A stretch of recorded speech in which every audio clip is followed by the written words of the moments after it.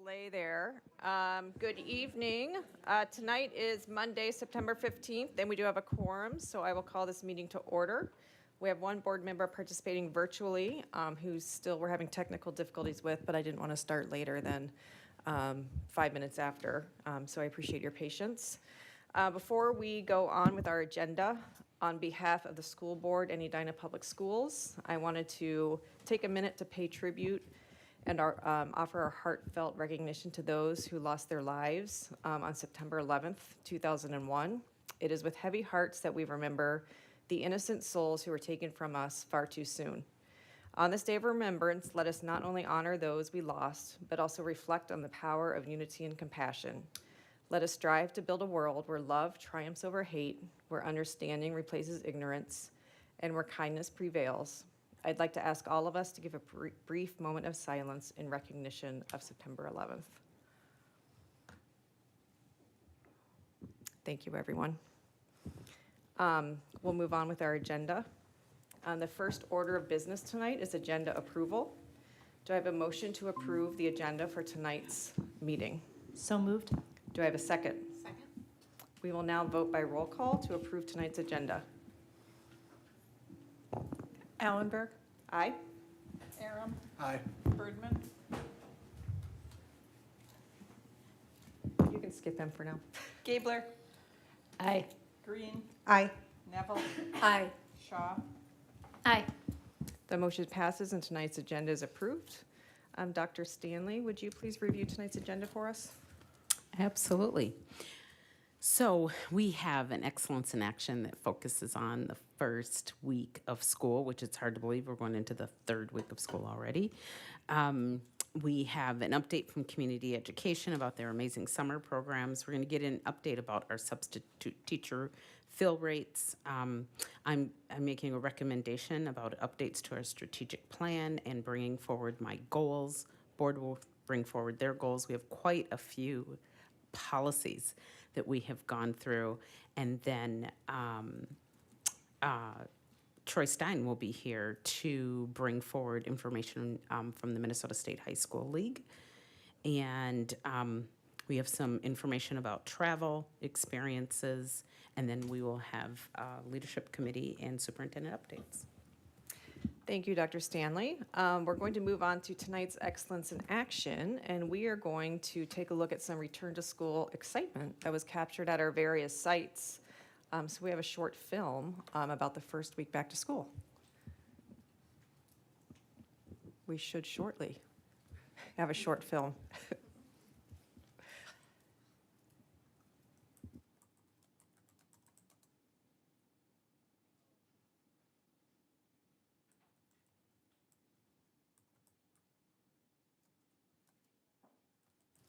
There we go.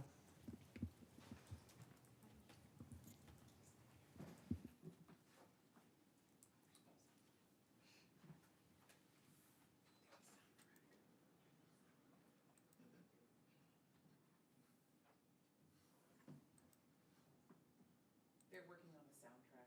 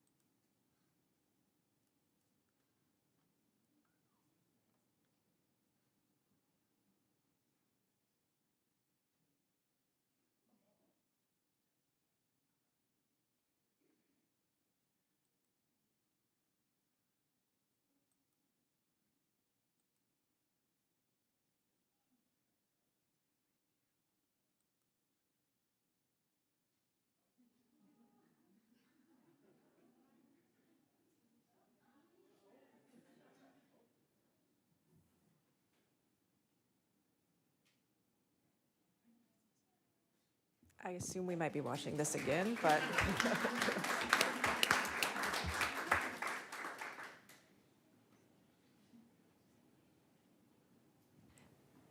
Maybe we should ask our teachers what you do when you play a video and the, yes. the sound doesn't go.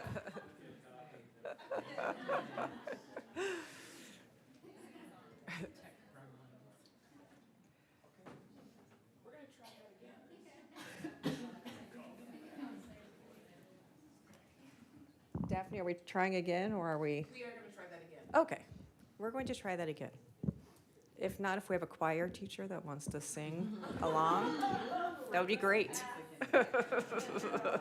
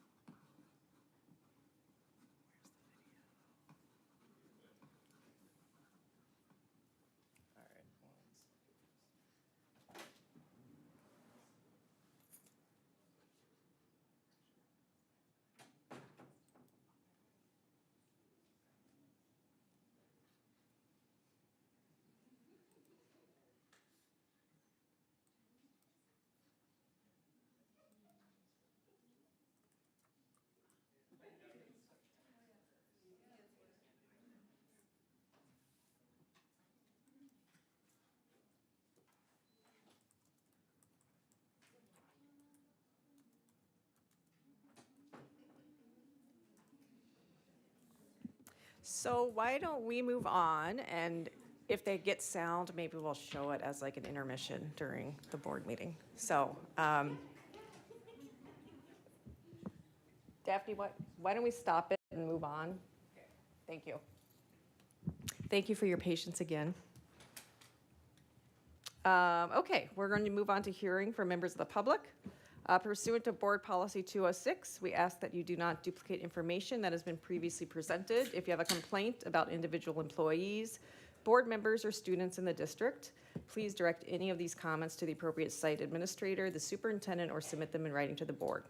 The board typically does not respond to or have discussions on any issues presented, but questions raised during presentations will receive follow-up as directed by the board. I'd like to remind all speakers that your presentations are limited to 3 minutes. And when you have 15 seconds left of your 3 minutes, I'll prompt you to wrap up your presentation. Our first speaker is Jason Doctor, EME President.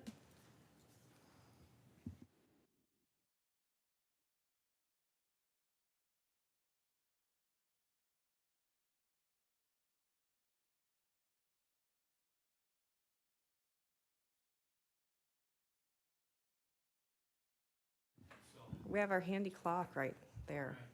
Oh, and right over. Yeah. Good evening, Chair Allenberg, Superintendent Stanley, and other board members. My name is Jason Doctor. I'm the President of Education Minnesota, Edina. I'm here tonight to speak to you as a member of our negotiations team. My screen just went dark. There we go. I invited some friends from Concord and Southview to join me, and then we have some stragglers from other buildings as well, but mostly Concord and Southview behind me. The data I will share with you has already been shared with membership. It has also been shared with the district's negotiations team.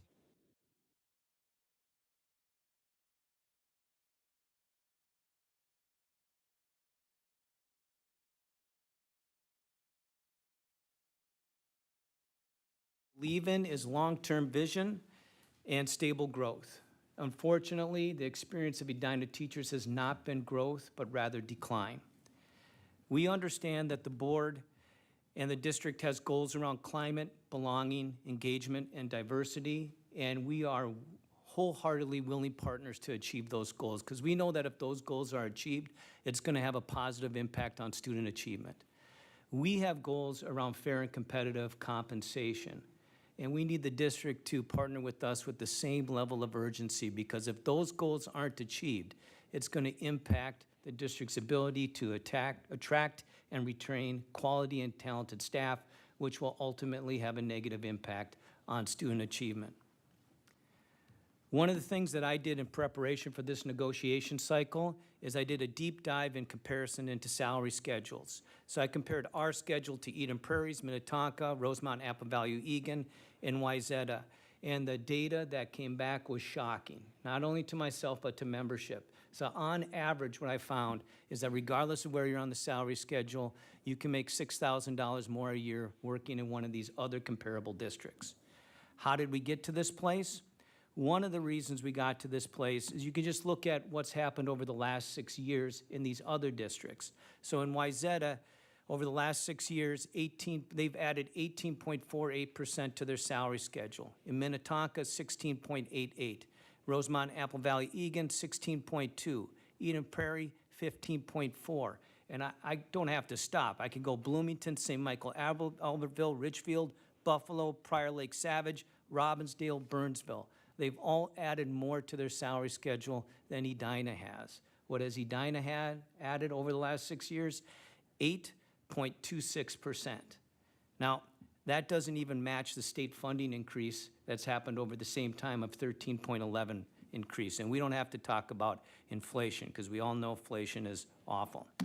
So in summary, the district has lost competitiveness across the salary schedule.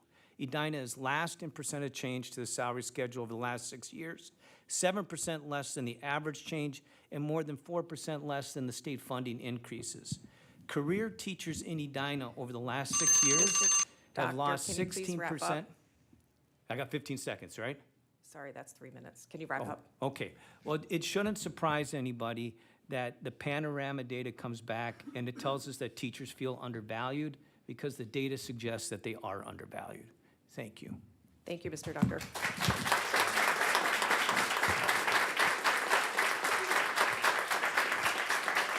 Mike McCarthy? Is Mike McCarthy here?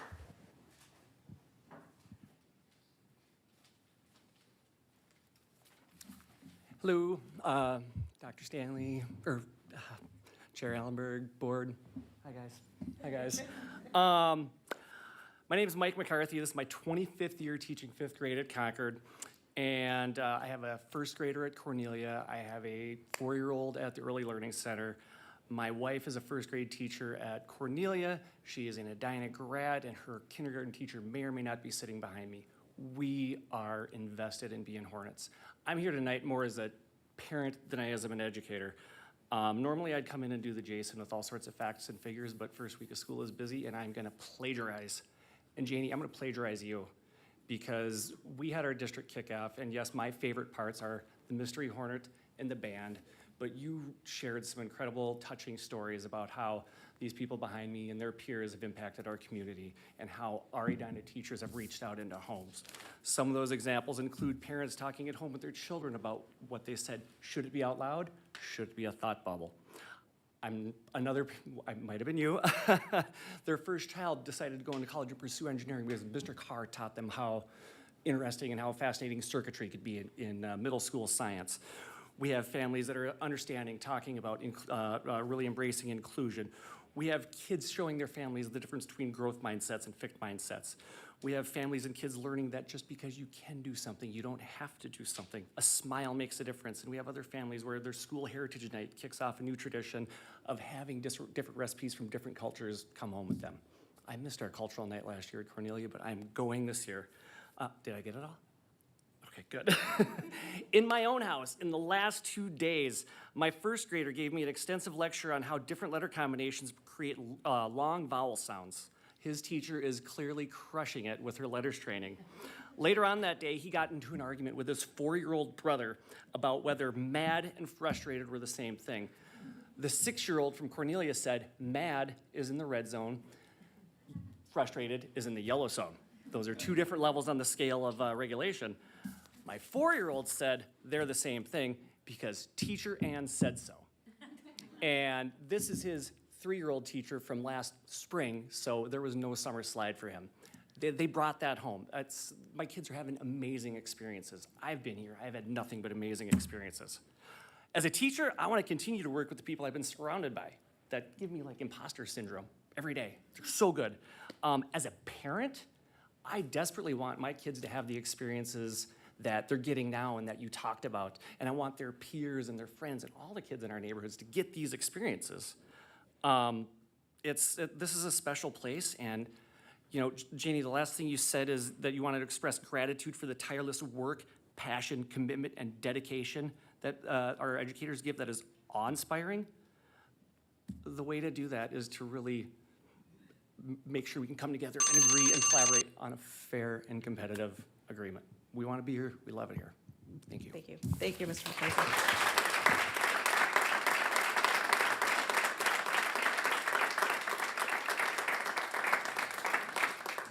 We have no more speakers, and we're going to move on to our consent agenda. A couple of notes. One is Board Member Aram is consenting from, or abstaining from voting on the consent agenda. The other is I wanted to note that there are two typos in the consent agenda. It has to do with the continuous progress field trips. It should say, for the Deep Portage field trip, it should say grades 2 through 5 instead of 4 through 5. So I wanted to make sure the board was okay with approving the consent agenda, knowing that those will be updated for the correct grades. Great. Is there anything anyone would like to remove from the consent agenda? Do I have a motion to approve the consent agenda? So moved. Second. Thank you. We will now vote by roll call to approve the consent agenda. Allenberg, Aye. Bergman is no longer present. Gabler, Aye. Green, Aye. Neville, Aye. Shaw, Aye. The consent agenda is approved. We're now going to move on to our discussion items. Our first discussion item is Community Education 2023 Summer Program Presentation. And I would like to welcome Dr. Anne Marie Leland, who's Director of Community Education and Strategic Partnerships. She is going out right now to garner members of her team Oh, to come in and co-present with Outstanding. her. So she will be here in just 1 minute with members of her team who are also going to be part of the presentation. While she's pulling everyone in, I will say, if you had a child who was in our summer programs, no matter what age you were, you had just an incredible experience. I took in classes on Marshmallow Madness and Rocket to the Moon, and I learned so much. I was with first graders who explained to me what a tetrahedron was, which as a math teacher, that warmed my soul that a first grader knew what a tetrahedron was. So we're excited for she and her team to come and speak.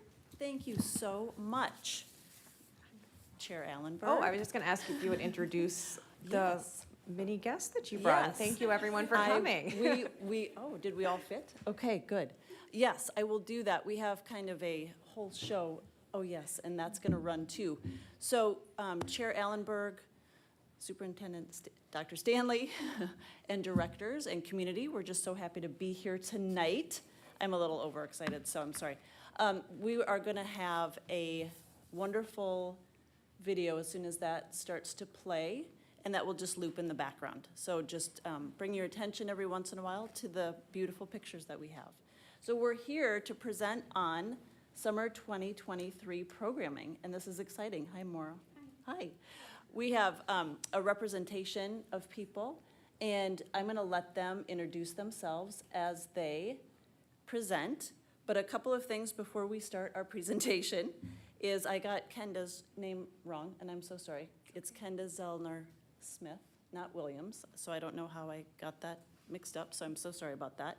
But just wanting to hit some highlights. I mean, we have served over 5,500 people in our summer programming in 2023. That's a huge celebration. We are such an engaged community. I just can't believe it. You know, this is a year and a few months into my position here, and I'm just so happy to be among such leaders in youth development and community development and all of the engagement that we're doing. So that number represents 54% of Edina Public School students. So the total population, we served 54% this summer. That is astounding. So with that, Kenda, take it from here. Thank you. Yes. Oh, I like this microphone, it's fancy. Hello, everybody. My name is Kenda Zellner Smith.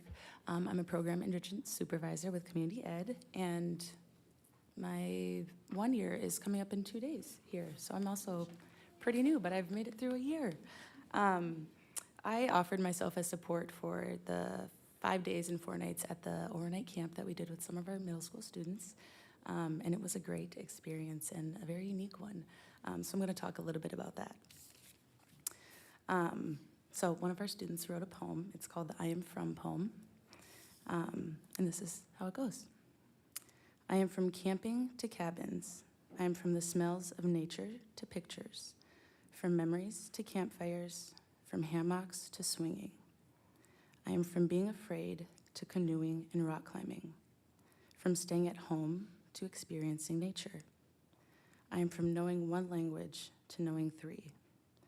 I am from not trying to learning new things. I'm a little emotional saying that because I, a week ago, read this for the first time, and this is one of the students that I was up at camp with, and then I have the honor of doing programming with in the morning at Hornet Central. And for me, that was a really unique experience to get to bond with these kids. I grew up going to overnight camp, and getting to see them in that setting and flourish was super special. So it was really great to get this poem and hear that feedback. Wonderful. Thank you so much. Yes, thank you. Yeah. So we've got Becky. Hi, I'm Becky, Great. and I am one of the Kids Club supervisors over at Concord Elementary. I'm going into my 2nd school year there. Inclusion is a really big part of our programming at Kids Club, and Maura Caldwell is going to be speaking on her son's experience this past summer. Maura's son's name is Benjamin, and he is an unbelievable special part of programming in anybody's lives that he touches. Oh. Thank you. So my name is Maura. My son Benjamin is 8. I want to introduce I'm going to read something that I wrote this summer about his experience. But I just want to say that he has been in school here and everything has been great. And I hear so many things from other parents in other districts and in other parts of the state and country about finding places for your kid with different needs to be when they're not in school. And so it was hard for me to imagine this working out so well, but it has been amazing. And so I write things like this. This was something I wrote to share on Facebook so people can see that this does exist and it can work. And so this is something I wrote. At the beginning of June, I met with Benjamin's Kids Club staff, his summer camp staff, Becky, and shared, she didn't know I wrote this, so. I'm sorry to interrupt. Do you mind speaking in the Yes, mic? here. Yes, Sorry, people at home I can't didn't want to hear. steal people's seats. Thank you. At the beginning of June, I met with Benjamin's Kids Club staff and shared about him in an effort to set everyone up for success. They were all great, inquisitive, accommodating, inclusive, and eager to have him as a part of their group. It's been a wonderful summer thus far. They asked me a couple weeks ago if Benjamin would be going on the Valley Fair field trip because it landed on a day he is normally picked up early to go to speech. I hesitated because it seemed wild to send him to such a huge, busy place for the whole day without me. I talked to Benjamin, and despite the fact that he hates rides, he wanted to go. And I wanted to honor that. I've waffled for the past week. I knew it would be hot. I didn't want any staff member feeling stuck with him all day. I spoke with the director of his camp, and she was so quick to tell me how much the staff loved working with him and that they were each excited to be with him at Valley Fair. She said that he could be in the water park with a staff member and that they would check in with me today and let me know how he's doing. So far, I knew that he was using the staff member's cell phone to FaceTime her and other staff members. He loves FaceTiming. He ate mini donuts and swam in the wave pool and splash pad the whole day, and generally, he's having the time of his life. The staff told me this morning that they were thrilled he got to come, and they were so excited to hang out with him. That level of commitment to inclusion and customer service, for lack of a better term, has meant the world to us, and I'm so happy he's out experiencing the world like an 8-year-old, and that I know he's safe and loved while doing so.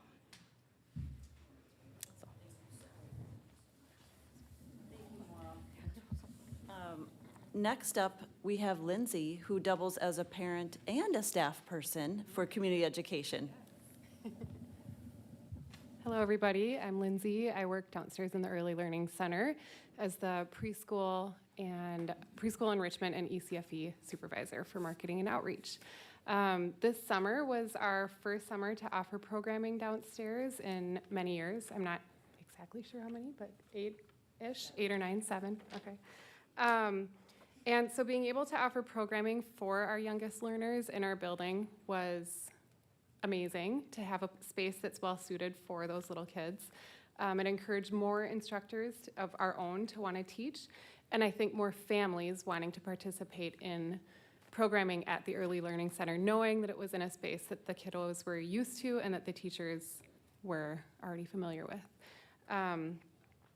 We were able to offer a variety of different opportunities for families to meet their needs, whether it was half-day programming, full-day programming, or parent-child programming together, and a lot of different themes and stuff from cooking, sports, music classes, all kinds of stuff that the kids were really excited to participate in. At the end of each camp, families filled out a survey to give feedback on what they experienced. And so just to share a couple of comments from these surveys. Thank you to Teacher Coral for an excellent summer camp. This, along with all the sessions were creative, sparked imagination, and had my child talking about their day every night. Teacher Sarah made the week just a great experience for our son. She's thoughtful and nurturing. He has food allergies, and she made sure he could participate in a group treat at the end of the week. Her enthusiasm is contagious, and she made all the kids feel seen and loved. And the last one, our child had a great time, came home with many treasures, and it feels like Teacher April went way out of her way to make our child feel welcome, engaged, and challenged. It was so fun. And we're so excited that we were able to do this year, and we're hoping that it'll just keep growing every year, every summer. Thank you. Thank you, Lindsay. And now, not listed on the program tonight, we have Annie Schilling, who is going to introduce someone very special to our programming. Thank you very much. I am Annie Schilling. I am the enrichment manager for our enrichment team. And we talk a lot about the 54% of students that we serve.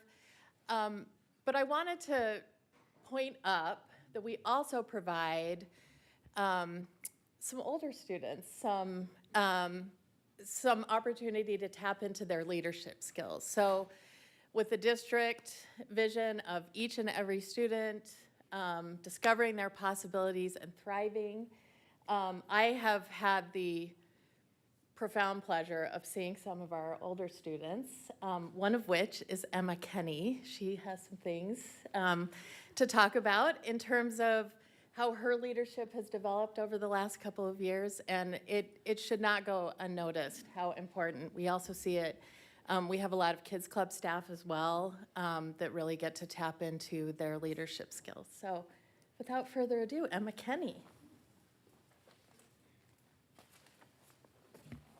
Hello, my name is Emma Kenny, and for the past 2 summers, I have worked with Community Ed as a summer rec leader.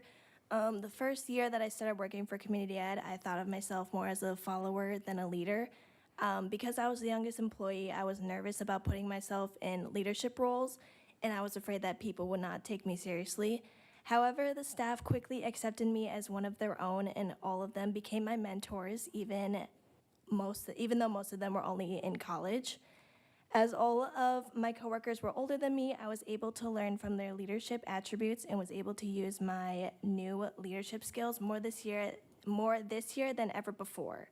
I feel that this summer was a monumental summer for not only Edina Community Ed as a whole, but as well as for me. This summer, I led and taught babysitting camps and supported unified camps. Prior to this summer, I had never taught a class before. I had only supported children last year and was nervous about teaching a whole class.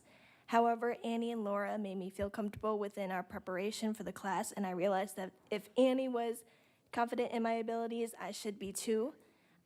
This first week of babysitting went by very smoothly. I was extremely grateful that I had 2 other amazing girls to help me teach the class, Helen and Ava. Throughout the summer, us 3 grew very close as we spent our days together teaching babysitting classes and leading unified camps. Although we were all different ages, that didn't really seem to matter as much.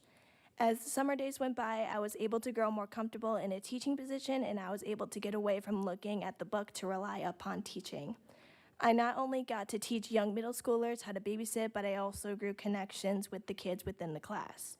Throughout the serious conversations that we led in class, we also got to laugh and have many dance parties, specifically to Taylor Swift. Unified camps, I feel, is where the summer really felt monumental for me. Last year, there were only a couple of unified camps, and I supported nearly all of them and thoroughly loved every second of it. This year, Community Ed was able to lead them every week with our amazing leader, Maddie. I could talk for hours about Unified camps and the people in them, but throughout the various activities within the camps, I had made so many connections with the kids as well as my coworkers.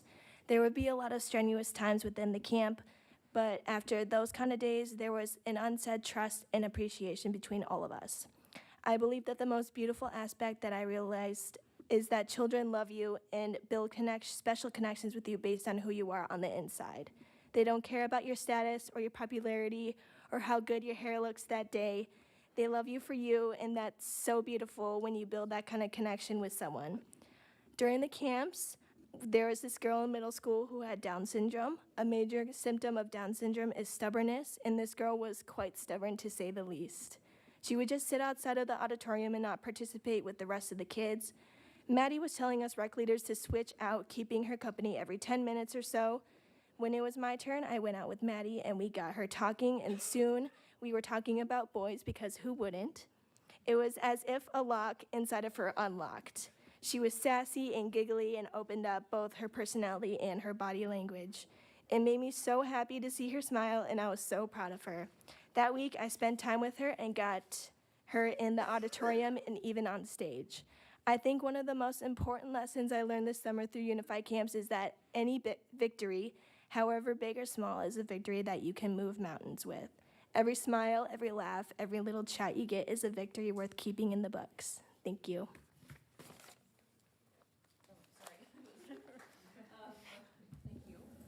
And, sorry, that made me very emotional there.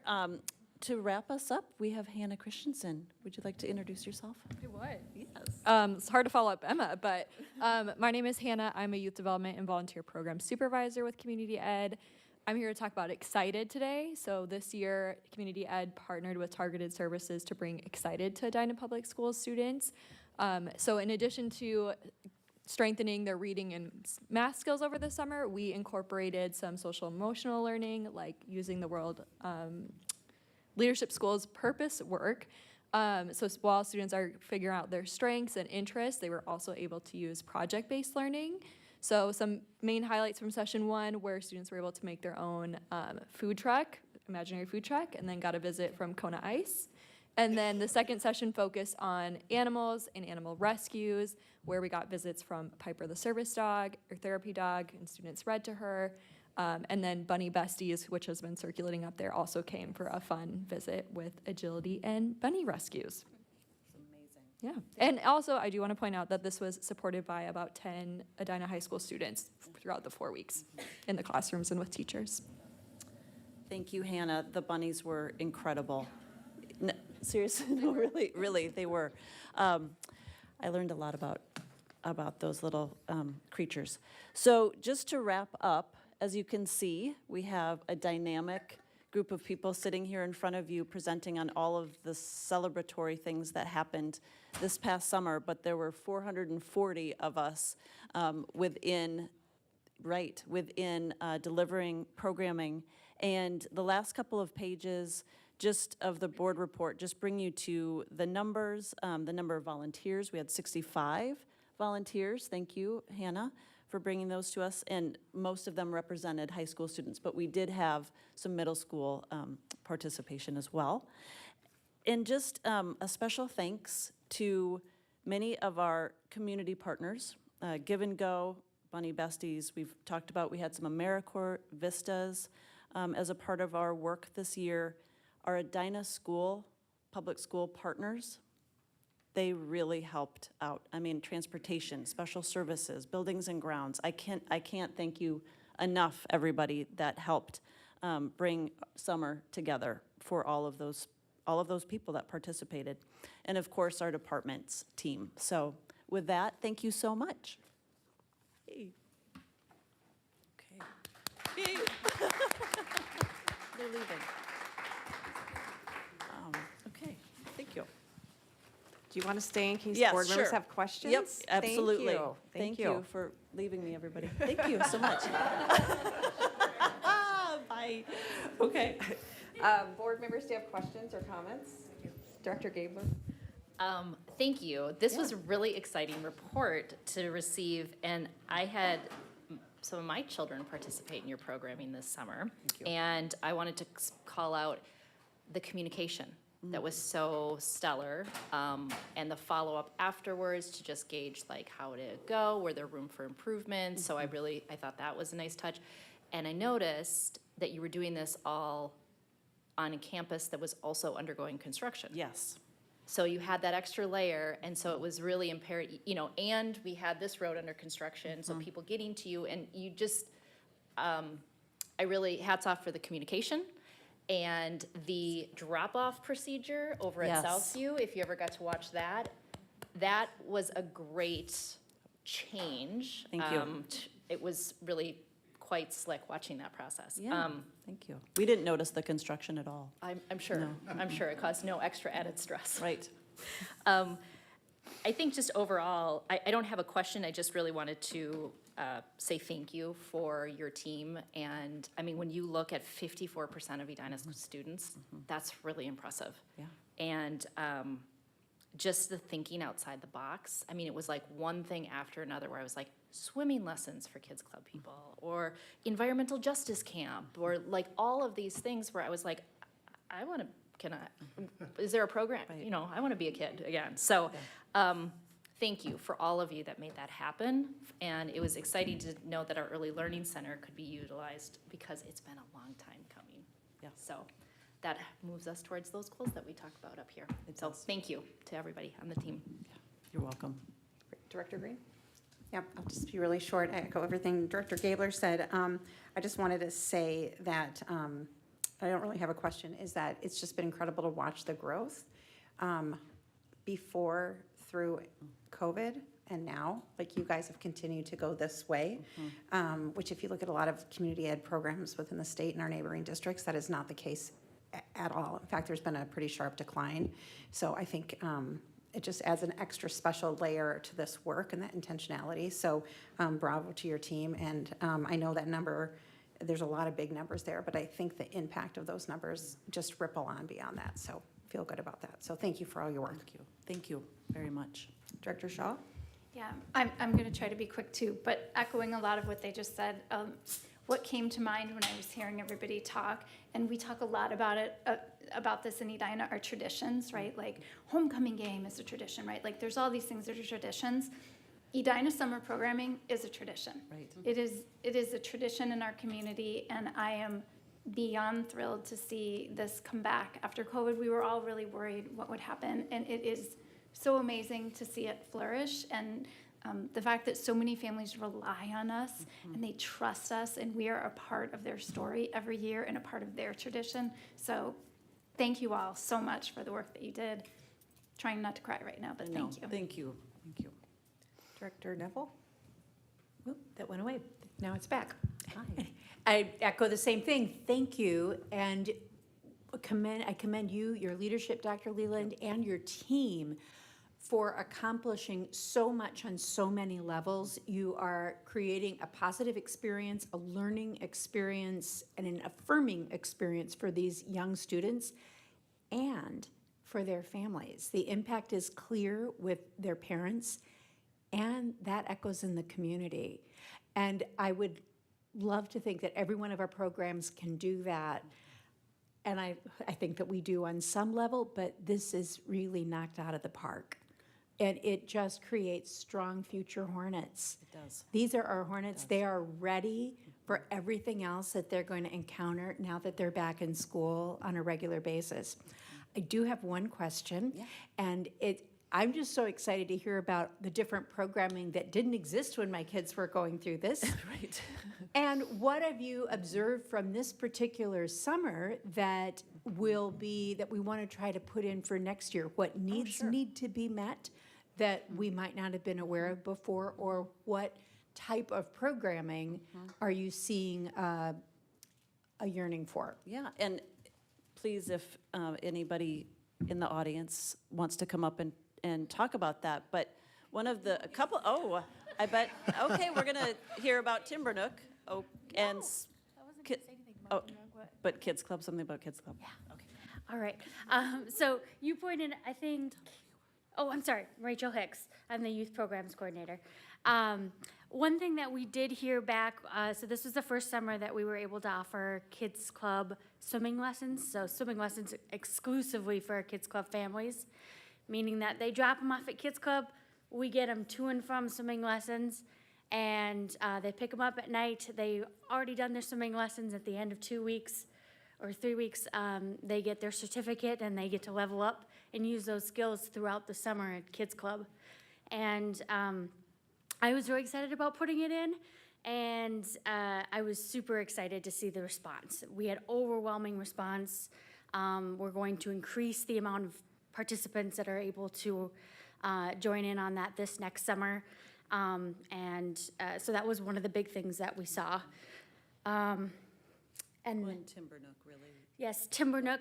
This was our second summer including Timber Nook programming within our Kids Club programming, and we had to limit it this year to our 4th and 5th and 6th graders, just because of construction sites. But we're really excited to see that expand. And next summer we'll be back at hopefully more than one school, and be able to have all of our students experience Timber Nook again. So. Thank you. Thank you. Annie, do you want to talk a little bit about Unified or other things? Yeah, I think one of the things that we discovered as a team over the last couple of summers is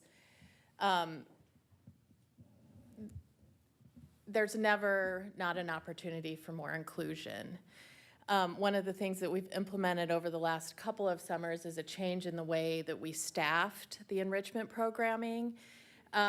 We moved the rec leader team from being primarily instructors to a support function primarily, with a few exceptions.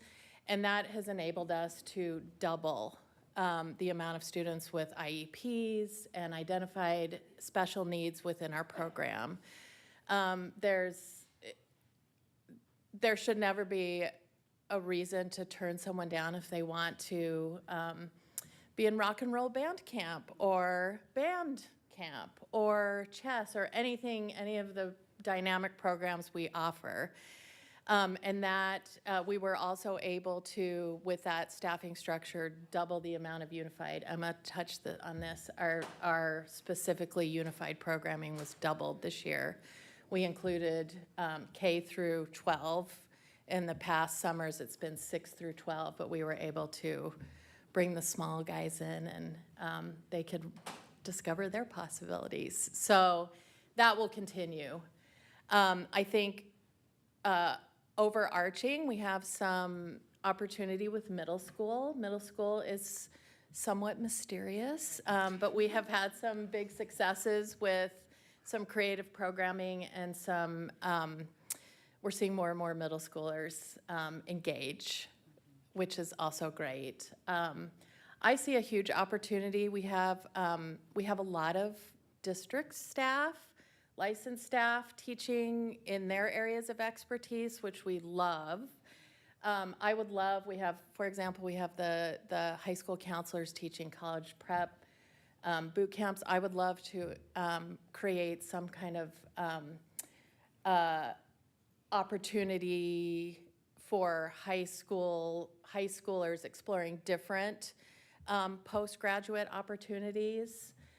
Besides just a 4-year college, I would love to have some exposure to, all the possibilities that are out there. That's something that's on my list to do.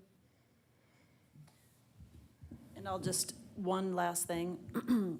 ESY, our extended school year work with our students, we made sure that we were in the same place. We were contiguous sites with targeted services with our Excited program. And what that did was it just brought opportunities together to Bunny Besties. They were able, I know it gets late for me. The students in ASY were able to experience that programming, and I don't know, everything felt very, very collaborative. And I don't know if that's just happens all the time because I'm still new, but it just was really an exciting, special thing that happened this year. Thank you all very much. One quick comment. I've seen over, especially the last few years, the intentional diversification of programming to ensure that we're broadening what we're offering, whether it's for students with IEPs, the summer camp where you are bringing students in to spend the night. And I just want to encourage further development to making sure we talk about each and every student, that there's Absolutely. summer programming for all of our students, and that I absolutely love that we have 54% of our students participating, making sure that it's reflective of our student body and the makeup of Edina, and that, and I'm not saying it's not, but it's just something that's top of mind whenever I see numbers like that, is does our program resonate with all of our students, and do we have ample access points with our community partners to get kids into programming that they could use or would just like to participate in over the Right. summer. Right, So- such an important point, and so based on research, because we know that out of school time, those 30-plus doses or whatever number of hours we're talking in summer really, really Yep. impacts that student's growth, social emotional learning, belonging, academic success, attendance, all of those things. So yes, we are going to keep going on building out our numbers and reaching everybody. But thank you. Great job. If you Yeah. ever need an additional traffic monitor in the summer. Yes, you heard it. I am there for you. So, yeah, so, thank you. Yeah, okay, good, we've got two. You know, you actually covered in the last spot about resonating with what the public was wanting in the flourishment part of it. So, but on a personal note, my daughter's been a part of the Kids Club program, and she, I think the mentorship and everything else that the staff provided is phenomenal, and it actually changed the direction of what she wants to do in school. So, appreciate that. That's exciting. Thanks yeah. for sharing that. Yeah. Yeah, I know you shared that with me, but I'm glad Yeah. you shared that. Thank you, guys. Thank you. Yeah. Outstanding work. Thanks. Yay. Yay! Our next discussion item are substitute teacher fill rates, and I'd like to welcome Director of Human Resources, Sonia Saylor.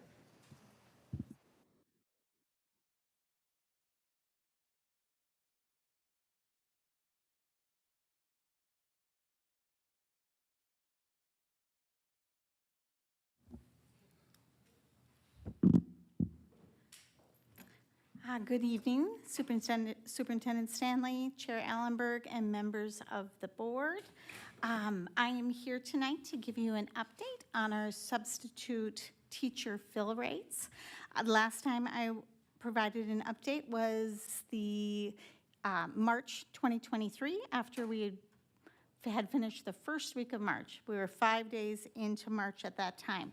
And just to provide kind of a reminder, so to better attract substitute teachers, last winter, specifically in December, the administration made a recommendation to you, to the school board, to increase our daily substitute teacher rates, building substitute teacher rates, and we also asked for the ability to do an incentive on Fridays to pay the same amount as the building substitute rate on Fridays. At the time that we made that request, our substitute fill rates averaged 63%. Following the board's approval, the district's fill rate increased to 73% in January, 67% in February, 79% in March, 82% in April, and 86% in May. And our absences don't actually go down as the school year goes on. Just so you know, our absences typically, once we get into the new year, January, February, before spring break is a typical time where there's a lot of illness within a school district. And then once you get past spring break, you're into springtime, which is for our teachers, like any one of us, there's a lot going on in the springtime with graduations and different sporting activities that increase the need for substitutes. So by the time, then in the last 3 months, so March, April, May, and then we just had a couple of days into June, our incentive on Fridays worked very well. We averaged, at the time that we made the recommendation to the school board to do the Friday incentive, we were averaging a 52% fill rate on Fridays. In those last 3 months of the year, our average was 83.44% filled on Fridays. Late this spring, we spoke, members of our HR team met with our building principals, and we entered into an IROD, as you know, that we use in our school district, to talk about a way that we could collaborate around ensuring better fill rates for those unexpected absences. We know that if an absence is entered into the system more than at 24 hours or more before the absence, we're doing very well. We average around high 80s to around 90% fill rate. The really difficult ones to fill are the ones that are entered in less than 24 hours before the absence. And that's because there are still not enough substitute teachers to go around. We're still competing with our surrounding communities as well. So we looked at the cost of one, the cost of not actually having a substitute, which requires a teacher, another teacher in most cases, to cover for that absent teacher, which of course interferes with their ability to prep for their student instructional day. And there's a cost to that as well. And worked with the principals, and we added one building substitute to each building for the 23-24 year. So this year we have moved to 3 building substitutes at every elementary building, 4 at the middle schools, each of the middle schools, and 5 at the high school. And the idea behind that is to have people on hand to pick up those last minute absences that come through typically within that 24-hour period. Now, we're only 10 days into the new student year. I know it's still early, but we are at 100% fill rate as of 10 days into the new student year, so we're very happy with that.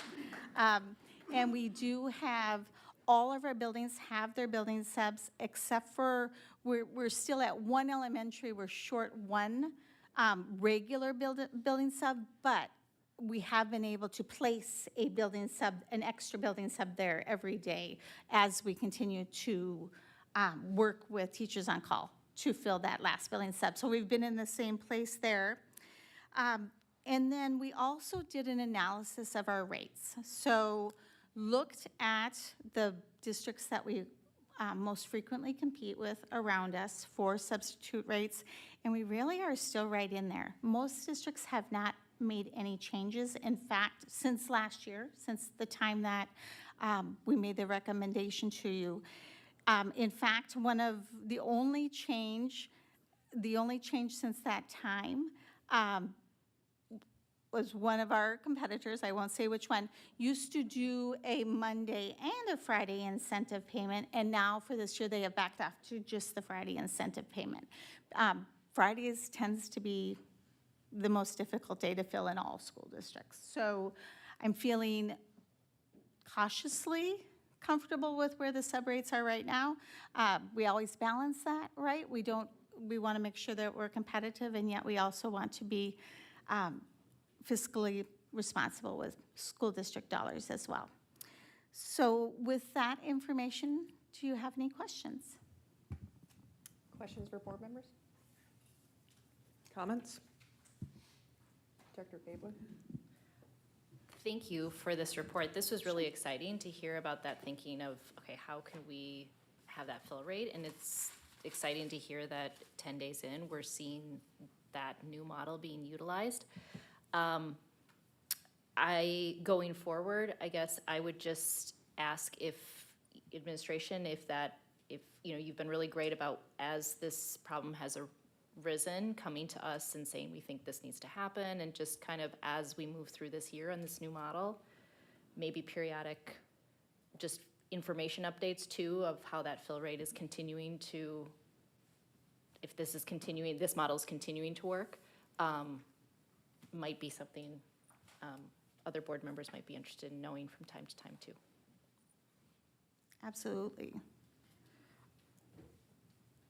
perhaps, so now we're, of course, going into the fall, maybe something shortly after the new year?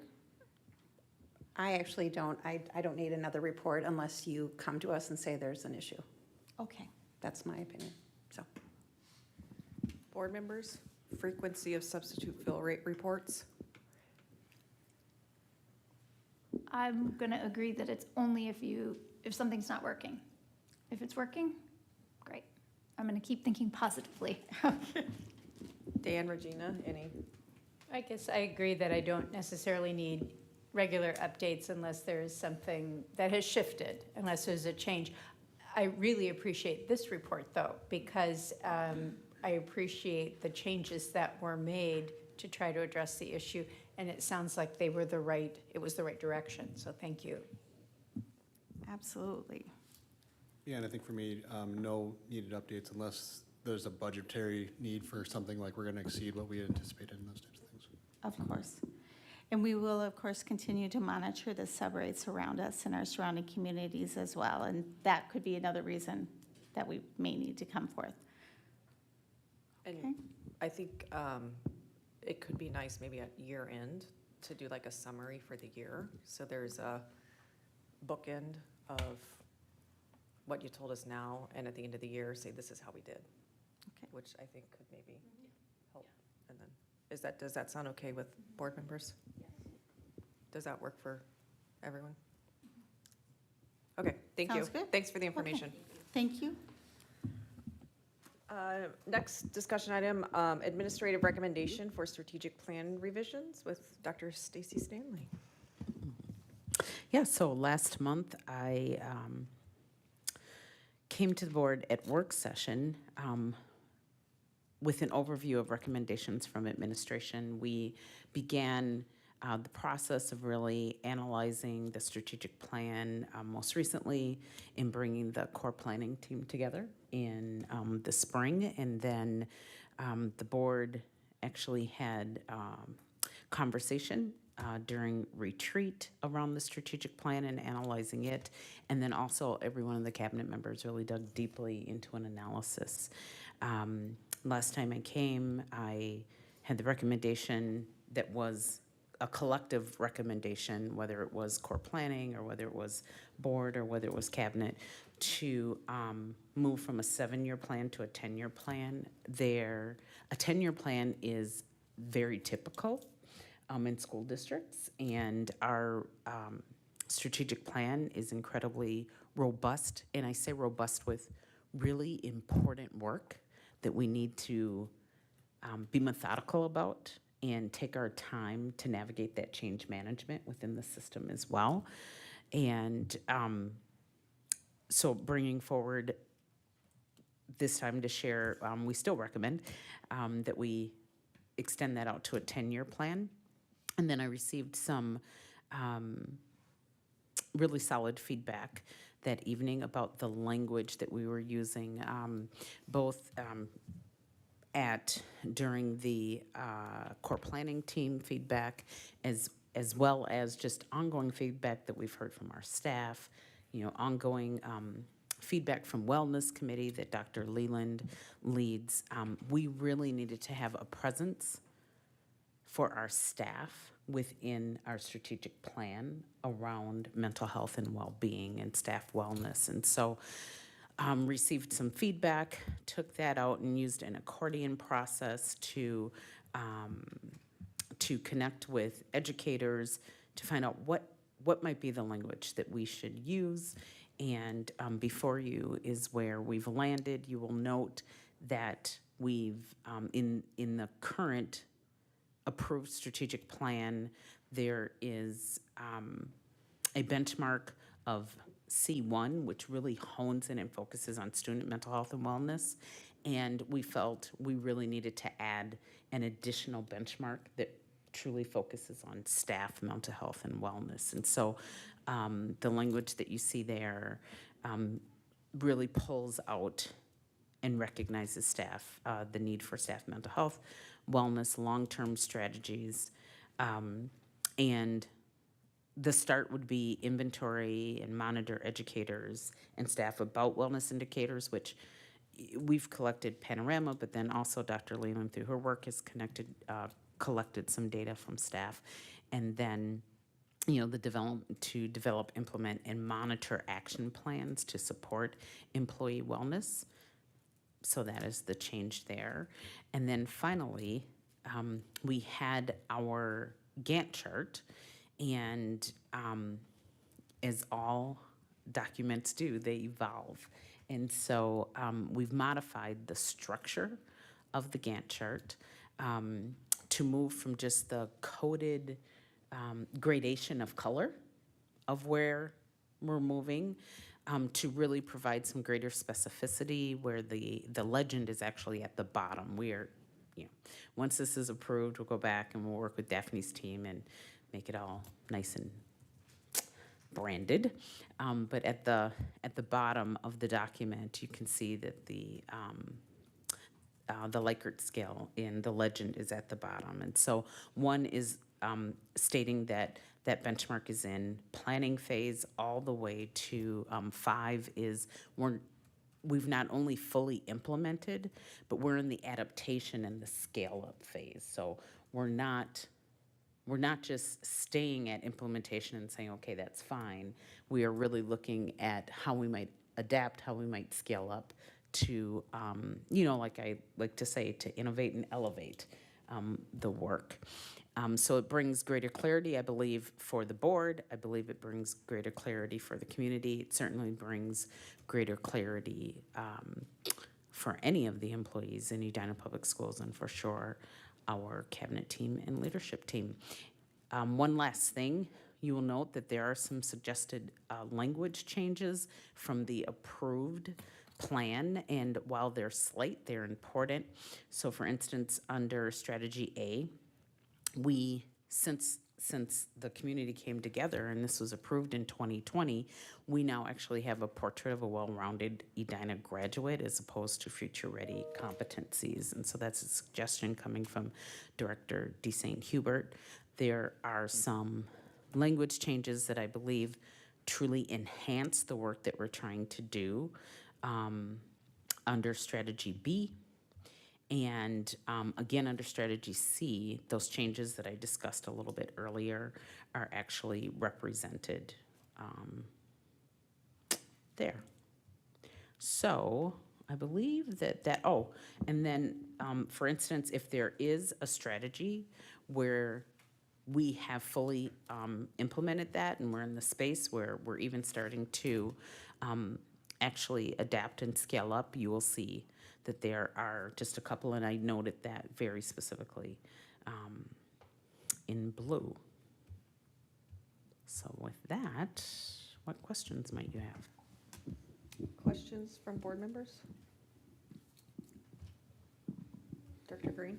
I actually don't have any questions. I just wanted to, I appreciate all the work that went into this and massaging the feedback from the school board, from our retreat, our last meeting about this. And then within the district and the community. And I think that this plan and even the language changes just show that proactive approach to the strategic plan. I remember when we were writing the plan, it was kind of joked around that a lot of strategic plans sit on the shelf in a binder. That was kind of brought up quite a lot, actually. And I'm just super proud of our district and our board and you and the administration and everybody for using this as a tool.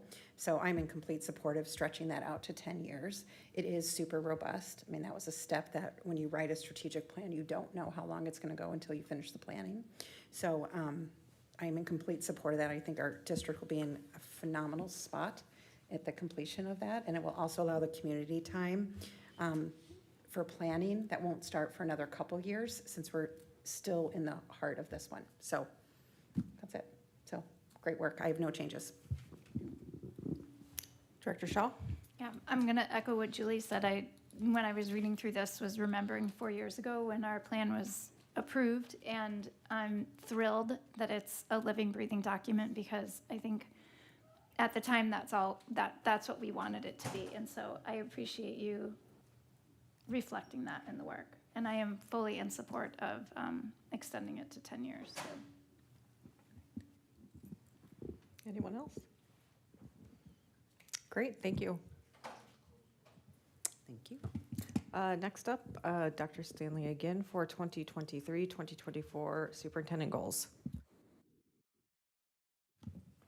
All right, I also brought my superintendent goals before you in August.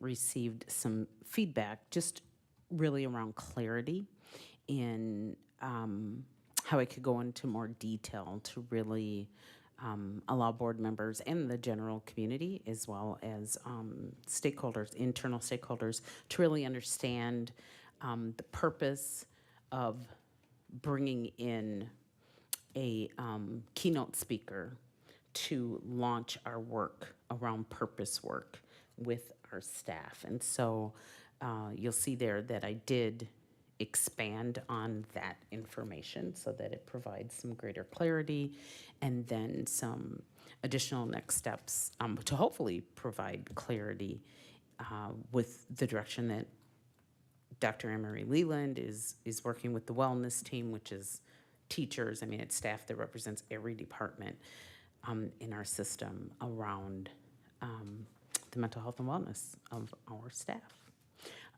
That was the major feedback that I received, and those were the corrections that, or updates that I made, or extensions I made.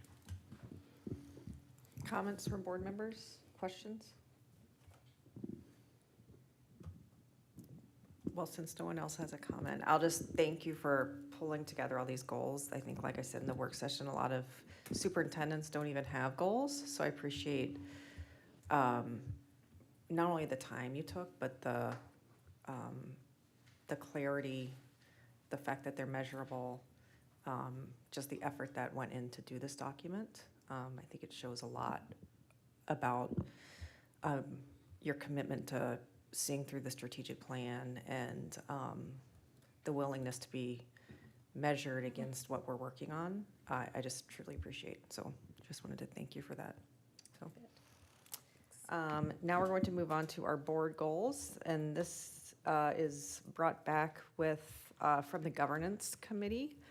And our board goals have gone through a fairly extensive iterative process where we started working on it, I believe, prior to our retreat, but I'll be honest, I can't 100% remember.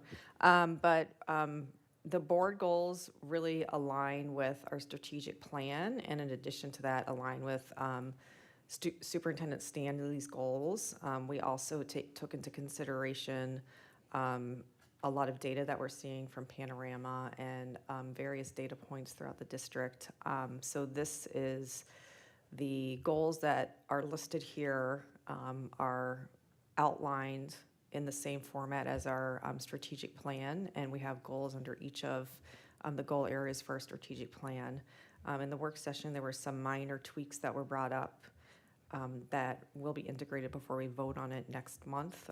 But I just wanted to see if board members had any comments for this discussion period at our meeting tonight.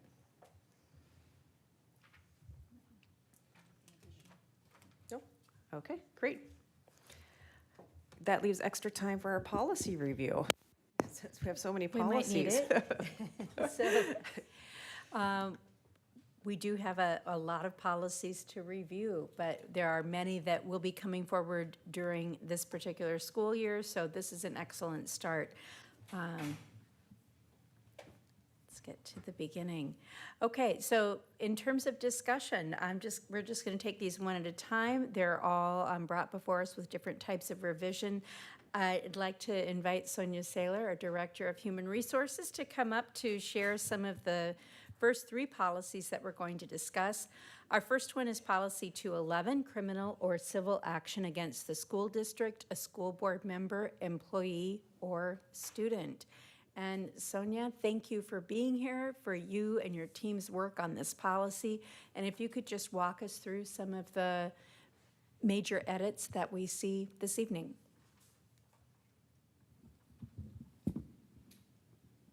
Thank you. Director Neville, yes. So, okay, so starting with Policy 211, What the school board's policy committee specifically, and Dr. Stanley asked me to take a look at in regards to this policy, is it was blended with policy 408 prior to this policy committee meeting.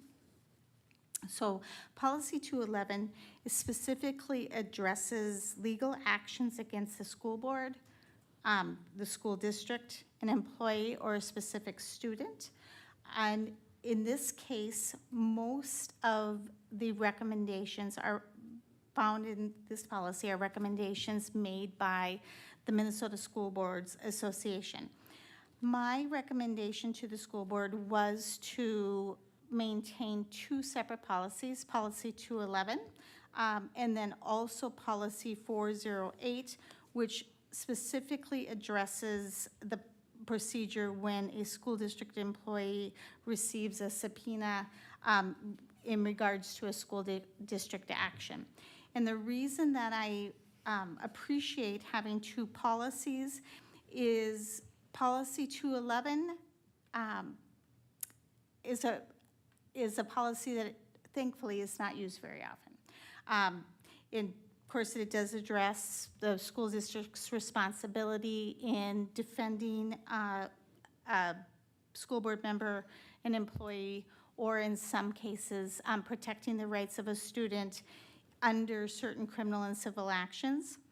Whereas policy 408, which we can, of course, talk to in a minute, but that really addresses the procedure that occurs when a school district employee receives a subpoena. That happens fairly regularly. That situation actually is not an unusual situation, and it frequently is in child custody matters, in divorce proceedings, where one parent may make a request through a subpoena to have the other parent either be deposed or appear at some type of custody hearing or dissolution matter.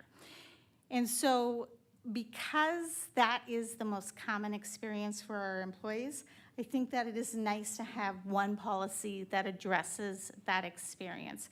And of course, the policy says that they are to speak to their supervisor when they receive a deposition, or excuse me, a subpoena under those situations. And then we ensure that they are, have the information they need. We take a look at it and sit down and just kind of talk through the matter and whether or not what they should expect when they arrive at the courthouse, all of those things. Whereas 211 really talks about everything that's in 211. The changes are statutory, talking about the specifics around defense in these cases, data practices.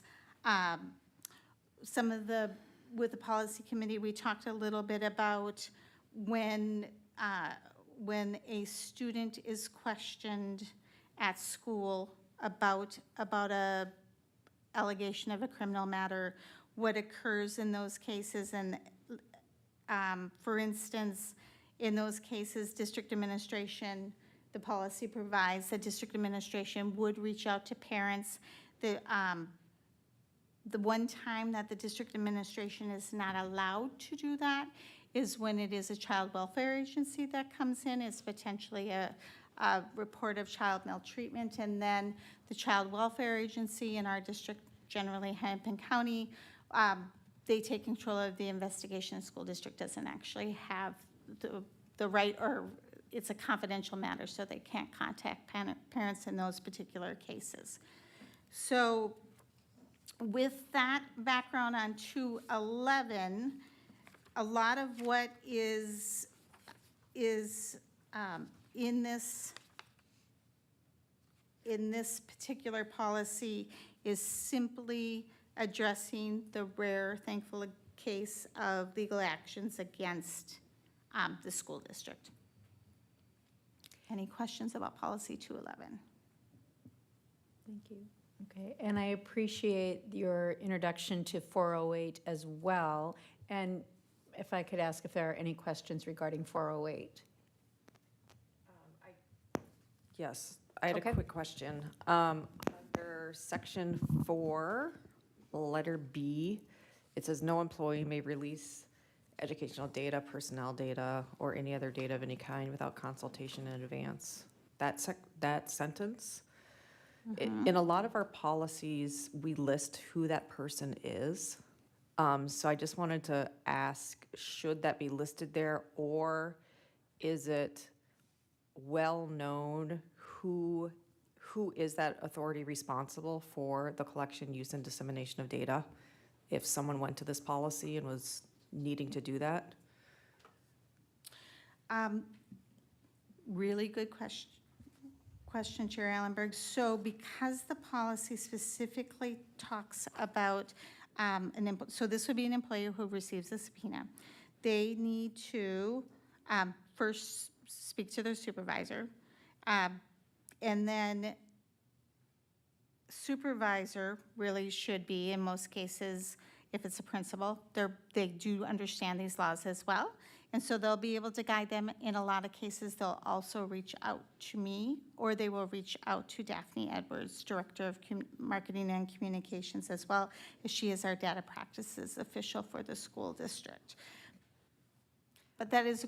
I think it might be helpful to clarify, because if I was reading this, I would not have any idea who to contact. And it wouldn't necessarily, in my mind, I wouldn't know to go to my site level leader. I would assume it's someone at the district. I think so. Under 4A is where I was referring to inform their building, and then the building administrator will inform the superintendent or designee. But you're thinking that it would be a good idea to specify? Just under B, it says that no employee may release educational data without without consultation with the designated authority responsible for collection. So unless we're gonna have the site administrator guide the individual through that, I just didn't know. I could see someone reading that and thinking they need to reach out to someone at the district level and not knowing who that is. It might be, what about adding something that specifically says that the building administrator or immediate supervisor will guide the employee in this process? Just to remind them from the immediate paragraph, from paragraph A. I think however it gets resolved, I think is fine, and we don't have to do it here. That part just confused me. Or I just wanted to make sure there was clarity for somebody reading this, so. Thank you. That's helpful. I have a note of that, and I know Sonia does as well, so we can take that back for some added clarification. Any other questions regarding policies 211 or 408? Thank you. And Sonia, if you could please also continue with policy 418, alcohol and drug-free environment. Yes. So this one is really just covering some additional terminology that has been provided in Minnesota statute, mostly in regards to, let's see here, in regards to cannabis. Okay, here we go. All modifications were recommended by MSBA, most expanding the list of substances that are prohibited on school property, largely around cannabis and products sourced from cannabis plants. And so really specifically, when you go through, it talks a lot about non-intoxicating cannabinoids and edible cannabinoid products, cannabis flowers, cannabis products, because of course, even though cannabis has been found or will be legal in the state. It's certainly not legal on school property. You cannot possess cannabis products on school property, nor may you be impaired by the use of THC or cannabis products on school property. One other piece that we talked about as a part of our policy committee meeting is there is new law that specifically states that students will be required to participate in programs and activities around the use, particularly of marijuana. But that requirement does not begin until 2026, 2027. And so the policy committee made the decision that it was a little confusing to say that in this version of the policy, as the reader may wonder why it's not being required until 26, 27.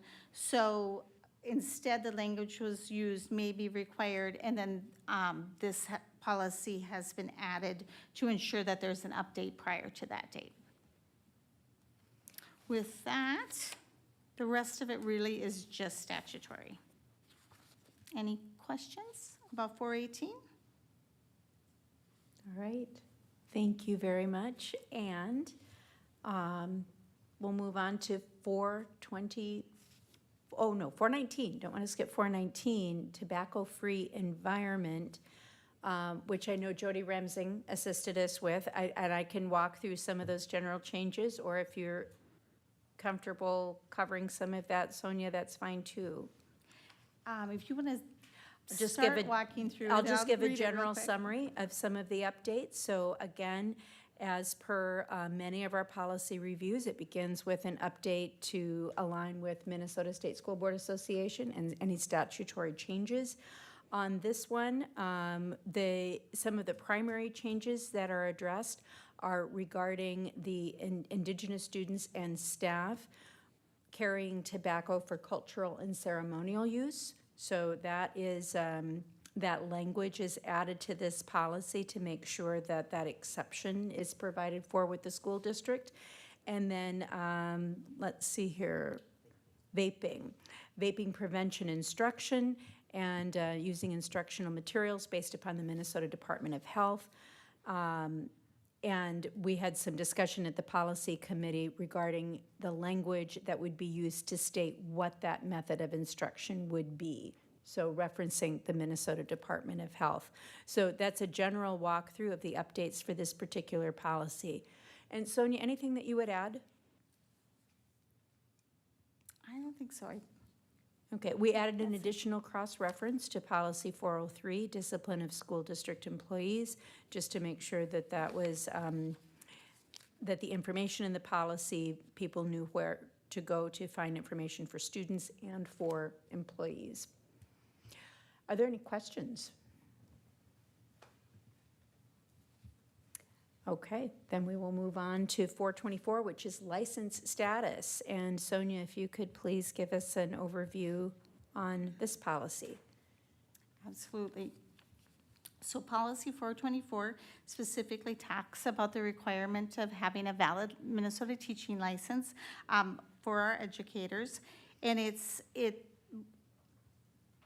really, the language that is recommended by the MSBA does follow our district's practice. In addition, there is a new requirement that just came out of this past legislative session where all school districts in the state will need to report every fall, specifically all new teacher hires and terminations, including layoffs by race and ethnicity, and the reasons for all teacher resignations and requested leaves of absence.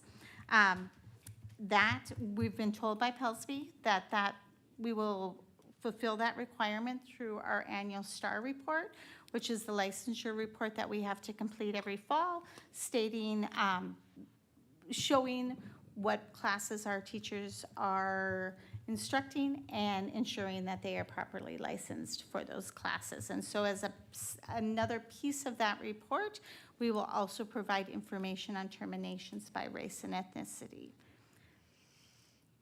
And with that, are there any questions? Any questions for 424?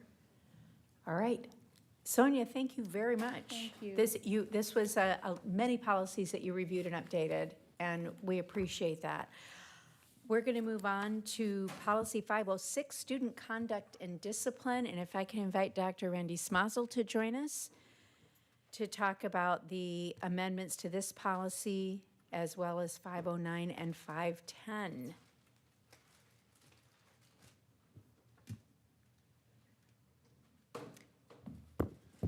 Good evening, Chair Allenberg, Superintendent Stanley, school board members, and community. I'll do a brief overview of 506. This has been in the discussion for a while. The work started around 506 last spring, and then it evolved into the summer as we experienced some legislative changes with the state of Minnesota, which required us to update the policy additionally to match those legislative changes.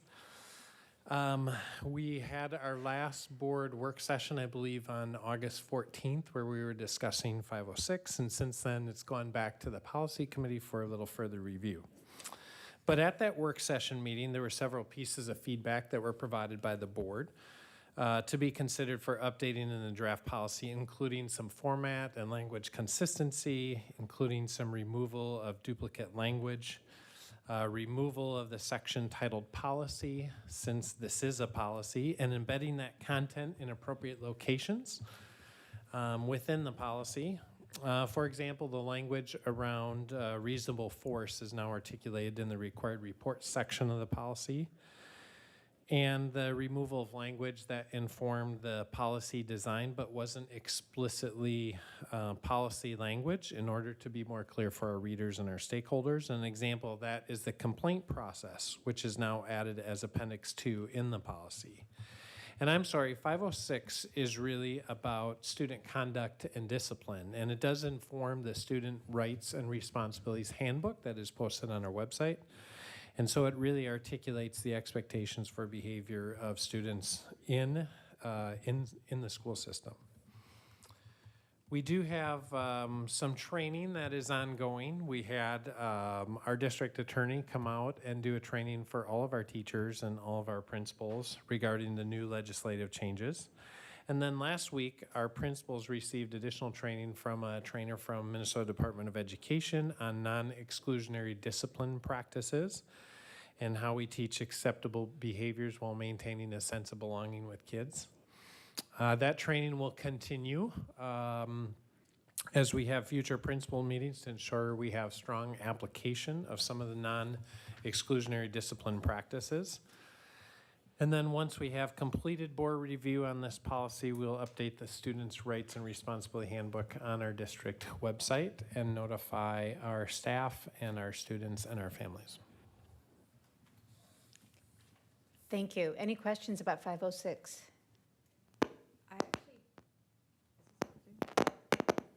It's a little crackly. Thank you, Dr. Stanley. I actually don't have a question, which I think is noteworthy because I had so many last time. And I just wanted to thank whoever put so much work into updating it with all the different, was it you? Dr. Smazel. Thank you. Clearly a lot of work went into this because it looks like a whole new policy from what we saw at the work session. So I literally don't have a question. So thank you. It's like the highest level of praise that can be given for policy. And this is quite a complex policy. It is. Others might have questions. But does anyone else have a question or comment? There has been so much work on this, and it was worthwhile. This policy needed the work, but I'm really proud of the work that was done here. So that's that's awesome. Good job. Thank you. I'm excited for the impact this will have on the way in which we teach kids about how to self-regulate, how to manage behaviors and things like that. I think it has a real opportunity to change practices. Yeah, thank you. The focus is in the right place. Then let's move on to 509, which is resident enrollment and assignment. Sure. Policy 509, student resident enrollment and assignment. This policy provides procedures for students who are residents of the school district and are to be enrolled and admitted into district schools and to different programs within our schools. So some of the changes are fairly minor, language cleanup, some consistency in our use of languages, the removal of the reference to the elementary virtual pathway since we've sunsetted that offering. Appendix 2 had some different references to the Spanish dual language program, so different title names, if you will, and so we're trying to be consistent in what we call that program. And then we also added some clarity around the lottery process in the dual language program, since the goal of the program is for students to consist of 50% whose home language is Spanish and 50% whose home language is English. Students really enter into 2 lotteries in that process. And as those lotteries play out, if the number of students in the Spanish dual language program lottery, if that side of the lottery has been exhausted and we still are not full, then we would move to the other side of the lottery, the students who are English speakers at home. So our goal, again, is to make sure that our students maintain a proficiency in English if they're starting in English and then grow in their Spanish or vice versa. And so students become bilingual in the Spanish dual language program.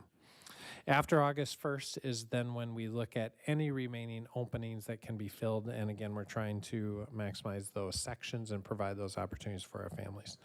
The last change was the deletion of Appendix 4 as it is redone with a appendix in Policy 503. Thank you. Any questions regarding 509? I do have a question about this. Okay. Sorry.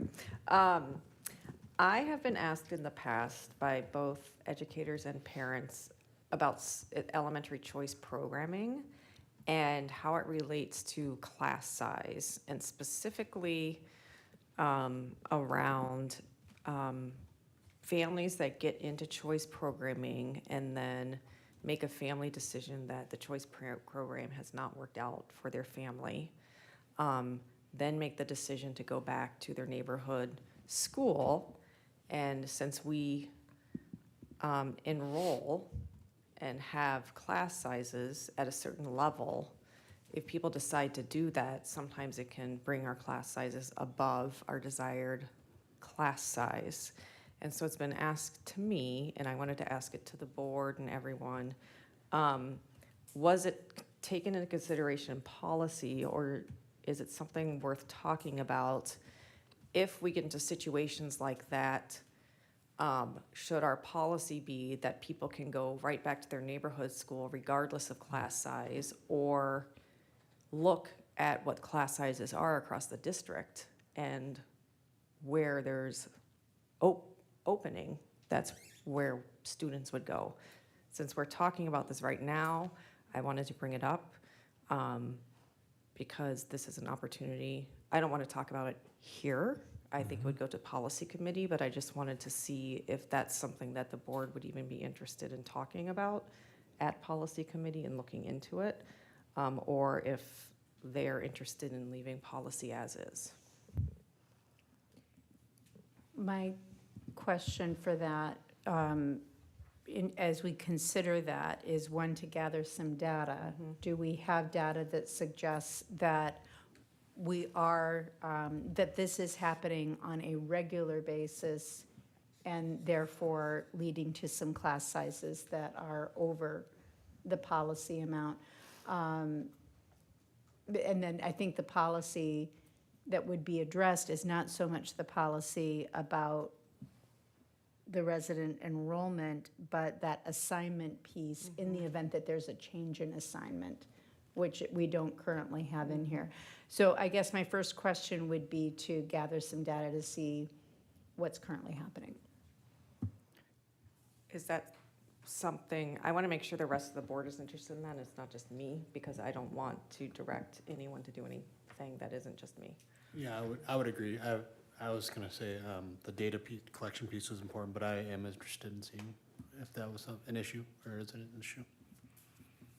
I would agree too. If administration feels like, once they look at the data, that that's something that's happening frequently, then I would be okay with us looking at it in policy. Can I add one quick thing, though? I'm in agreement that I'd want to see the data, but I wouldn't want that data to, I wouldn't want to have a narrow focus on what changes would be implemented, whether it be policy or otherwise. Like my mind immediately goes to, if we're finding out that that's happening, maybe it's more about how are we communicating with families at the beginning of that decision to go into a choice program, and how are we like making sure that it's the right decision for them. You know, we all know that there were times when, you know, we had like 100 kid long waiting list, and it wasn't the right decision for all families. So if we think that's an issue, I'd be interested in knowing the data, but I'd want us to really keep a wide lens on what that data means then, not just moving kids out of their neighborhood school. For sure, yep. Yeah, I guess the only thing, I like all the discussion up there. I would just be very cautious to bring this up, because we have kids that choose to go to a private school and come back, and then they're able to go into their neighborhood school without any issue.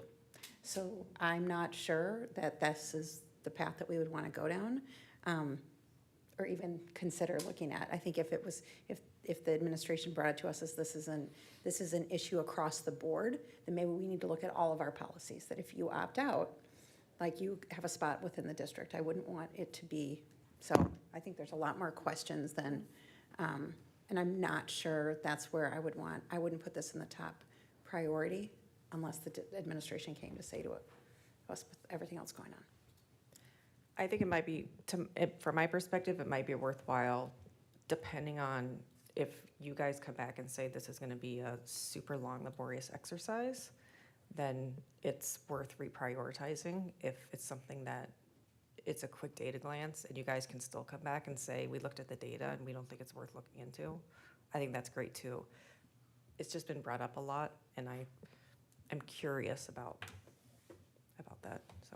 Yeah, we did hear that, Mert and I heard that a few times during the Berg process this past winter, and so I think it is worth being able to have information for our stakeholders so that they are aware of the frequency, because sometimes, you know, one or two children can make it seem like it's happening, you know, dozens of times, and so we can definitely do that. My wondering is that something that the board is seeking before we would move this forward to action? So are you asking that it would return to committee?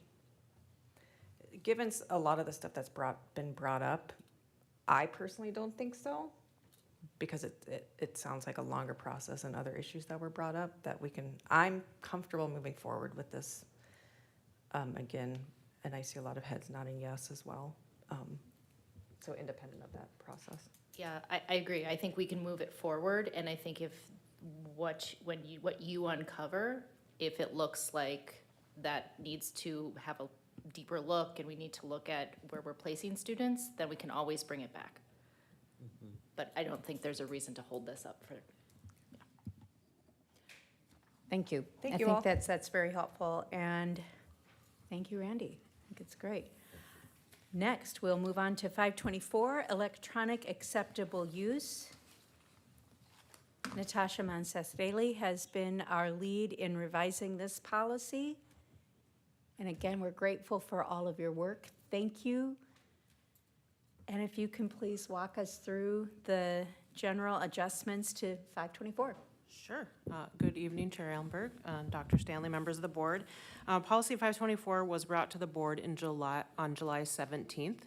So we've already gone through the discussion of 524 itself, but upon review of that, Policy 634 came up. And Policy 634 and Policy 524 are two very similar policies around electronic technologies acceptable use. And so one of the things we did in working with the policy committee Obviously, in reviewing MSBA guidelines, working with, or understanding what other districts are doing around this policy, we really only need one policy. We don't need two separate policies to cover the same thing. And so we took some of the relevant language of 634 and moved it into 524. And so you will see a couple additions in there, such as guest access to internet use. There is a section on, just gonna make sure I have it right, on email and school-issued devices. And then the appendices are all from 634. They just get moved to 524 so that they're matching the language and such as the acceptable use consent form. It's something that we do use with our families, but that needed to be in 524 if the goal was to sunset 634, which is the goal of the policy. So Thank now, you. I'll take any questions. Okay. I've got one. Sure. And it could be that I'm, with the merging of the two policies, missing something. Sure. But on page 6, number 10, the strike through the use of the district system to engage in harassment, bullying, or cyberbullying. It's just, it's in there, it's just in a different place, so it was repetitive. Okay, I was thinking that I was going to see, in my mind, I was like, oh, I'm gonna see that down in emails with the, on It page 13. is- And I didn't see it there, and I didn't. I will find, I know it's in here because I've read this Okay. several times. I'll find it for you and let you know, but it is in there. The Okay. language is just, that was repetitive language from before, so we just cleaned it up so that we didn't have that in there multiple times. Okay. And so was there a decision to not have it be a part of use of email? Because it's already in the policy itself as all encompassing of electronic technologies, we didn't feel it needed to be called out just in email because it's any electronic technology. Okay, Does that help? I think so. Okay. Okay. Anything else? I just want to thank you. This Yeah. was a lot of work to merge these two and kind of listen to feedback from policy committee and all of that. So thank you for helping make that process happen, and hopefully it's clearer for the end user. Absolutely. Okay, thank you. Thank you. And our last policy for discussion is Policy 628, Student Activities Program. This was reviewed by Athletic Director Troy Stein, and I'm going to just summarize the general changes to 628. I need to scroll forward.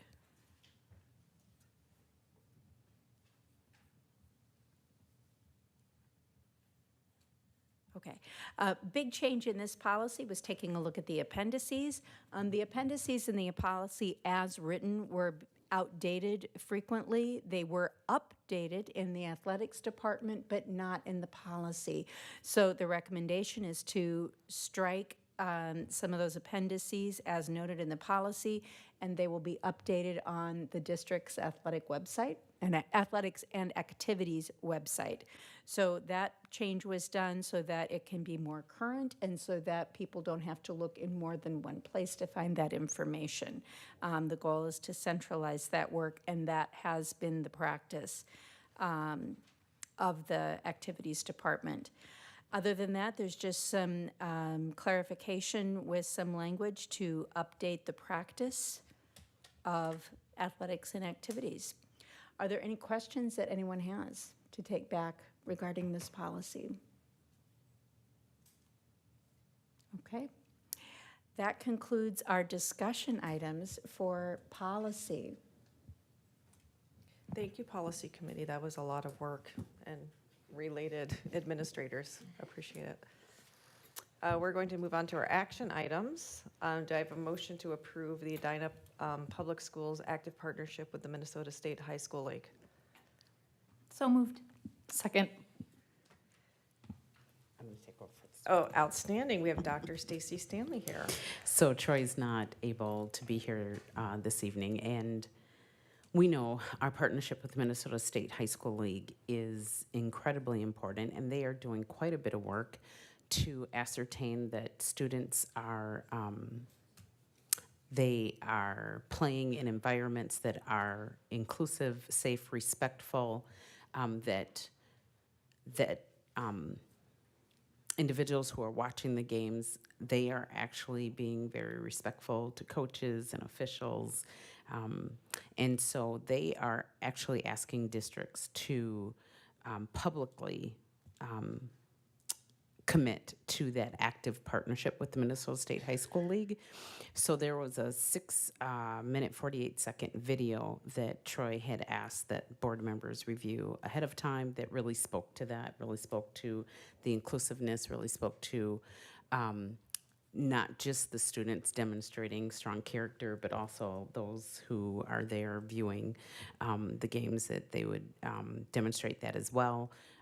Students have done work all around the state. There were 13 meetings that were held around the state where students came together, and they actually created this plan, and now the executive director of Minnesota State High School League is moving this forward. And so we want to be in partnership with them through the lens of administration, and so we're bringing it to the board, asking for public action on this.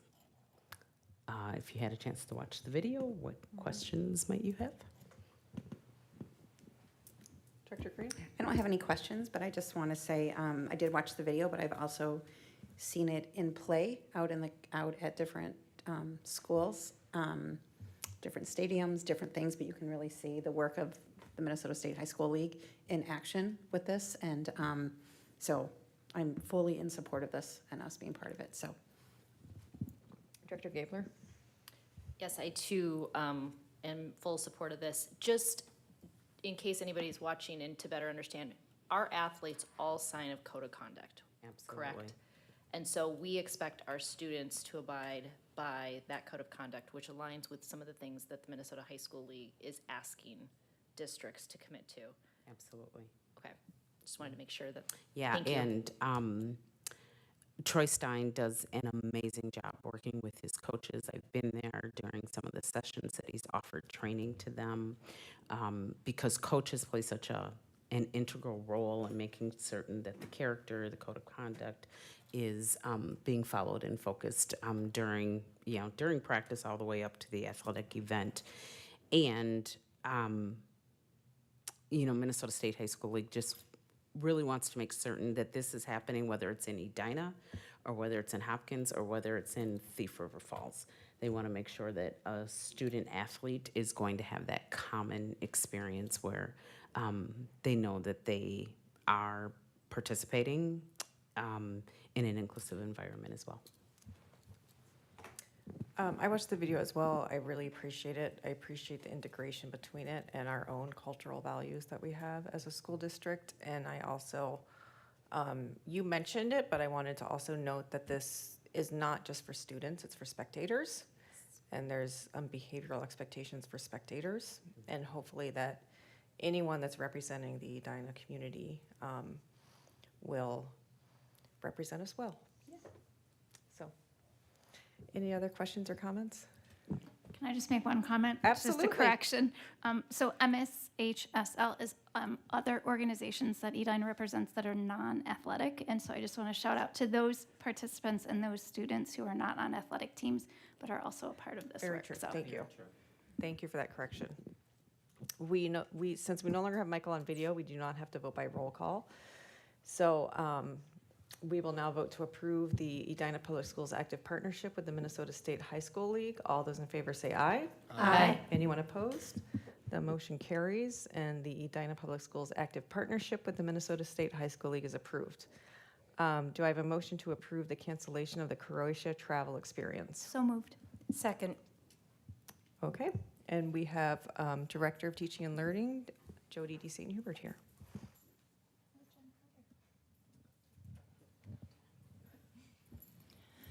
Good evening, Dr. Stanley, Chair Allenberg, Board Directors. In front of you tonight, there's a recommendation to cancel the Croatia travel experience scheduled for July of 2023. This recommendation comes because of an issue that occurred during an experience with the company that we're using for the Croatia trip in the summer of 2023 and their response to the issues. So it is not a decision that we take lightly, and it is done with a deep knowledge of our responsibility to prioritize the safety of our students. At this time, we are in communication with families, and we are doing everything that we can to look into and explore alternatives. Right now, the recommendation is for cancellation, and we'll continue to move forward with the the communication and the exploration of alternatives and keep you updated as a board. Director Shaw? Yeah. I just had one question. Are any of our families going to be financially impacted by this decision? We're working on that. So there is a $250 deposit that parents have. 16 of the, I think it's 24, but 16 of the 24 families have already put down as they entered into the agreement with the company. However, we are working with the company, and we are confident that we'll be able to come up with a solution, but that is something that we're in process on. I just wanted to reiterate your comment about not taking this lightly. It's obviously never pleasant to disappoint people, but safety and offering a world-class experience is not something that can be taken lightly. And that is, we cannot offer international trips if we cannot do that. So I appreciate you bringing this forward. Thank you. Anything else before we vote? We will now vote to cancel the Croatia travel experience. All those in favor say aye. Aye. Anyone opposed? The cancellation of the Croatia travel experience is approved. Thank you. Thank you. We will now move on to our policy approval. Do you guys want to approve these en masse or individually? I'm comfortable with approving them all together unless anyone would like to pull one for separate consideration. Do I have a motion to approve policies 213, 216, 303, 413, and 504? So moved. Second.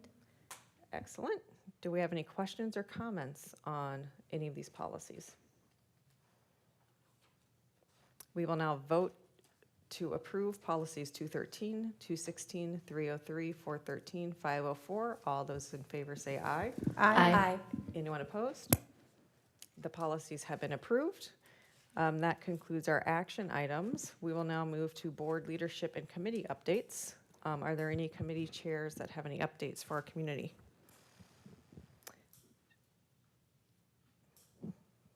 Okay, outstanding. Superintendent Stanley, do you have any updates you'd like to share?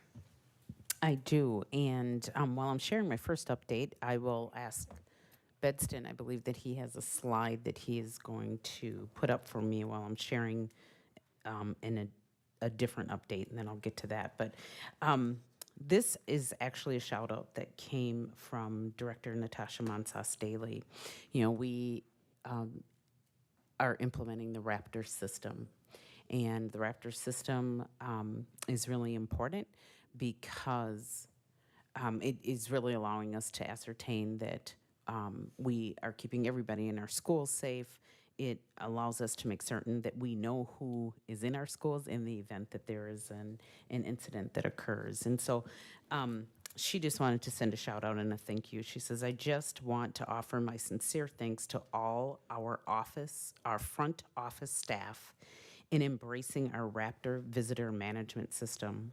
As I've been out in buildings, I have had the opportunity to see it in action. Not only are the front office doing a great job, but I also appreciate our community's willingness and patience as we learn this system. Front office staff are patient and compassionate with families. Despite an additional layer of security, our buildings still feel like a welcoming space. This new approach will take time for everyone to get used to, but I am so grateful for the collaborative effort to increase the safety and security for the staff and students at Edina Public Schools. So thank you, front office staff, thank you, community, and thank you, Director Mansas Daly, for onboarding Raptor in with precision and with really strong change management. So thank you for that. Appreciate it. I'm really also excited. So up on the screen there, you'll see best high schools from U.S. News. Oh gosh, I can't see that far. Say it again. Yeah, I was going to say that, and I thought I had the wrong words. U.S. News and World Report rankings. And we were notified, actually, Daphne came into me with some really good news last Friday. Edina High School is ranked in the top 5 in Minnesota again. We are incredibly proud of that.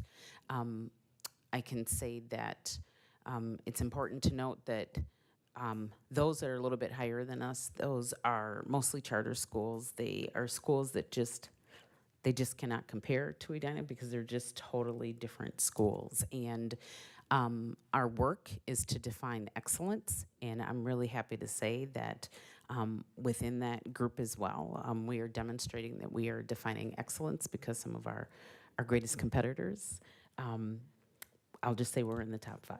That's what I will say. So I'm incredibly proud about that. Now, I'll hope my superintendent colleagues don't call me. The other thing that I'd like to say is Thursday is a really big deal. We have our formal celebration for our 200th state championship, and that is going to be from 5 to 7, just before our first home football game. Our boys are doing an incredible job with football. We had an opportunity to go and watch them down in Eden Prairie, and I got to tell you, that score is not what the game was. They did an incredible job. I know I'm a proud superintendent, but they did an incredible job. Please, community, everybody come out and help us celebrate. I talked to Troy at the game, and he said we have upwards of 60 former state champions dating well back into 70s. I think we have one person from the 1960s who will be here. So please come out and help us celebrate. There will be food trucks. There is a link on the website for you to get your tickets and come out and help us celebrate and cheer on our boys in their first home football game. That's it. Outstanding, thank you. With no more updates, do I have a motion to adjourn the meeting? So moved. Second. We will now vote to adjourn the meeting. All those in favor say aye. Aye. The motion has passed and the meeting is adjourned.